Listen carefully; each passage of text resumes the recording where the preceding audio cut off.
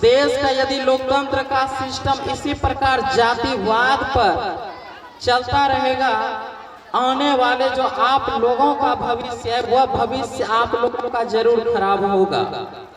क्योंकि ये देश यदि जाति व्यवस्था पर चलेगी, जातिवाद का शिकार रहेगी, आने वाला भविष्य में आप लोगों के ऊपर कष्ट होगा। बुजुर्ग समाज के ऊपर कोई कष्ट नहीं होगा, क्योंकि बुजुर्ग समाज तो चले जाएंगे।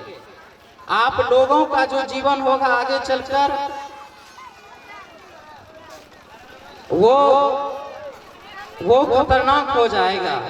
इसीलिए आप लोगों को अभी से एक देश की भविष्य के लिए सोचकर चलना पड़ेगा कि आप लोगों को क्या करने चाहिए कि आपके साथ अन्याय नहीं हो, न्याय मिले।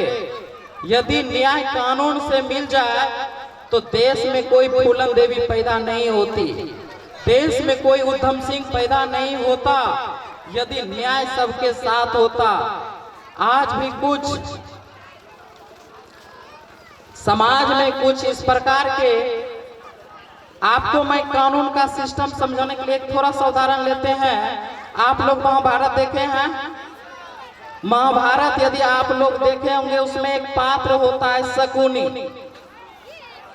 हम आपको बताना चाहते हैं कि हमारे देश का जो सबसे बड़ा और दुनिया का सबसे बेहतरीन संविधान है, इतना अच्छा विश्व में किसी का संविधान नहीं है, लेकिन ये फिर भी फेल्यूर क्यों है? क्यों ये सही तरह से लोकतंत्र आज बदनाम क्यों है?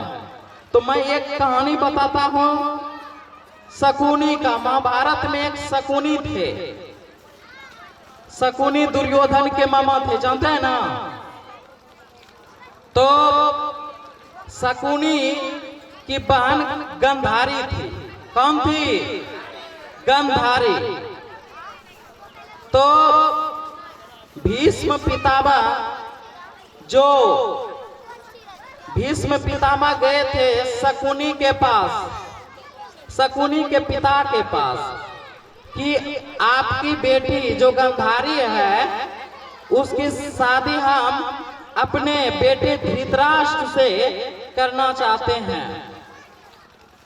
तो शकुनी जो था, शकुनी को लगा कि धृतराष्ट्र अंधा था और उसकी बेटी गंधारी अंधी नहीं थी। शकुनी इसका विरोध किया। शकुनी शादी कराने के लिए राजी नहीं हुआ। तब जाकर के गंधारी को पता चला कि इस भारतवर्ष का सबसे महान योद्धा, जिसने अपने बाणों के बदौलत गंगा नदी को 12 साल की आयु में रोक दिया था, उतना बड़ा महान पुरुष मेरे समक्ष कुछ मांगने के लिए आया है।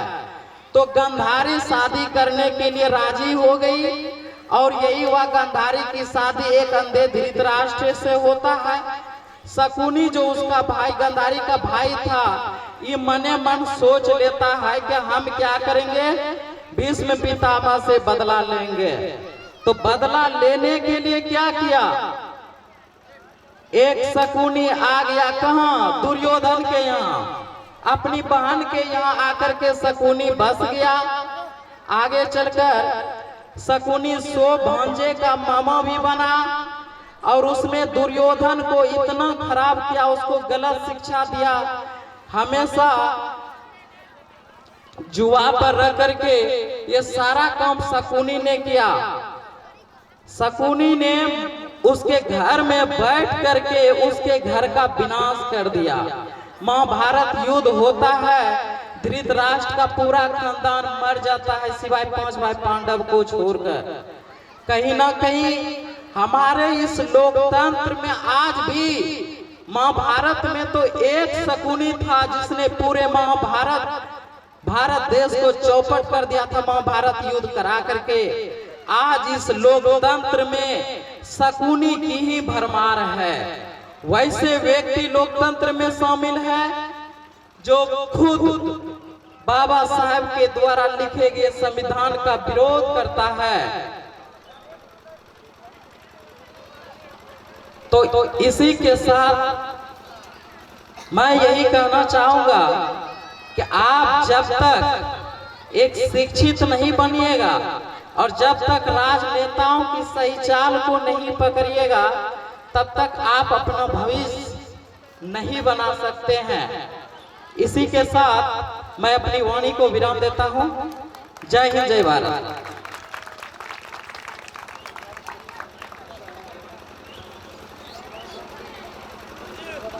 मैं रितेश सर से भी चाहूंगा कि चंद शब्दों में दो बातें रखेंगे। जोरदार ताली लगाएंगे सर के लिए। और मैं सभी छात्रों से इधर से कहूंगा कि थोड़ा बैठ जाए। आदरणीय मंचासीन अभय बाबू, हमारे गांव के होनहार शिक्षक एवं हमारे गांव के बड़े बुजुर्ग एवं प्यारे बच्चों, मैं इस मंच से और सभी अभिभावक से विशेष यही कहना चाहता हूँ कि हमें हमारे देश की पूर्ण आज़ादी हम लोगों के लिए तब होगी जब हम अपने बच्चे को शिक्षित कर पाएंगे। जैसा कि सुजीत, संतोष बहुत तर्क वितर्क देकर आपको सारी बात बता रहे थे। जब तक हम लोग जागरूक नहीं होंगे, हमारे गांव समाज, हमारे पंचायत, देश के लोग जागरूक नहीं होंगे, तब तक हमारा देश आगे नहीं बढ़ेगा। और जब तक देश आगे नहीं बढ़ेगा, हमारा देश विकसित श्रेणी में नहीं आ पाएगा। तो इसके लिए सबसे पहले गांव से ही हमें यह बात सोचकर चलनी होगी। जो हमारे गांव के डीएस एक्सीलेंट कोचिंग सेंटर के माध्यम से शिक्षा वितरित की जा रही है और आसपास के गांव के बच्चे को शिक्षित बनाया जा रहा है, यह बहुत हर्ष की बात है।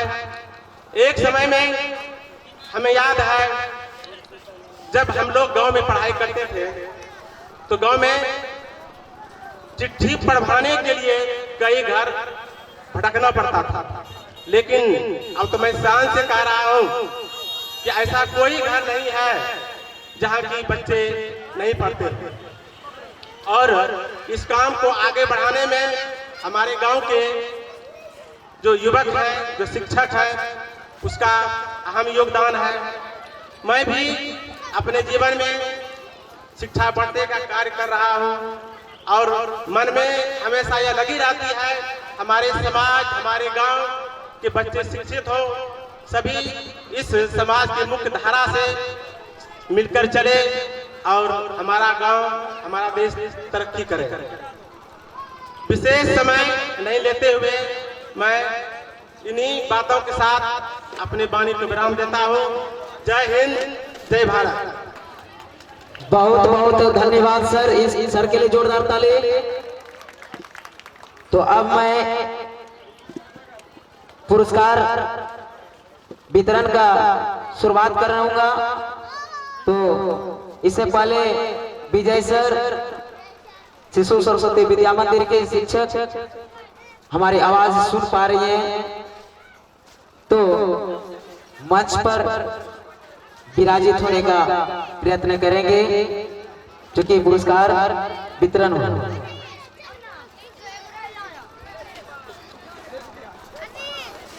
हेलो हेलो, मैं चाहूंगा गिरीश बाबू से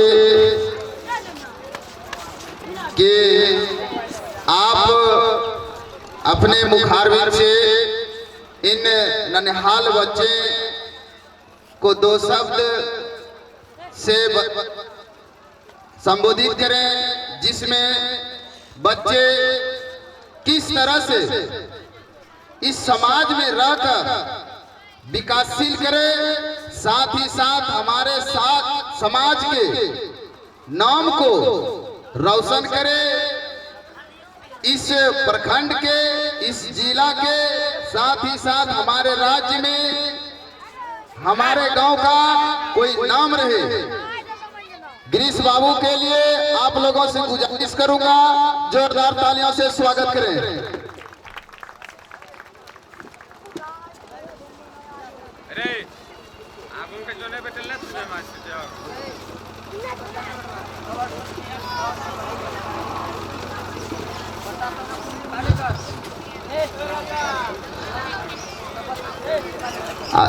सॉरी,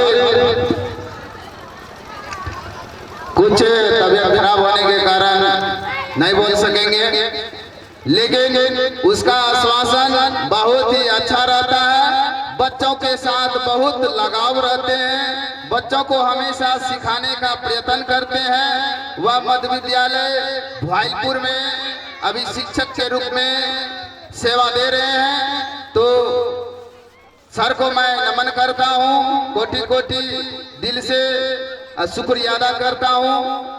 और कोचिंग के माध्यम से मैं चाहूंगा कि कार्यक्रम को आगे बढ़ावें।